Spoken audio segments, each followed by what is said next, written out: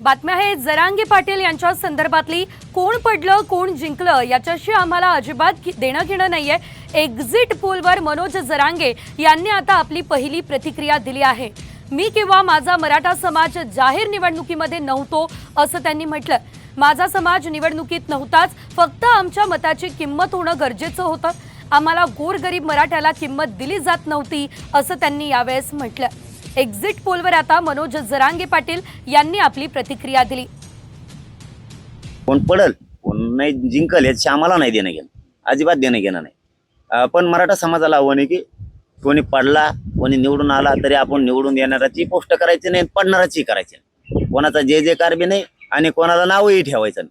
आपण शांत राहायचं, हे मात्र मराठा समाजाला माझं कळकळीचं आव्हान आहे। आपण शांत राहायचं, ते मुद्दाम खोडी करायचा प्रयत्न करते, करू द्या, चुका किती करतात बघू, पण आपण मात्र सगळ्यांनी शांत राहायचे। कारण आपण बी नरड्याला लागीपर्यंत सहन करणं आवश्यक।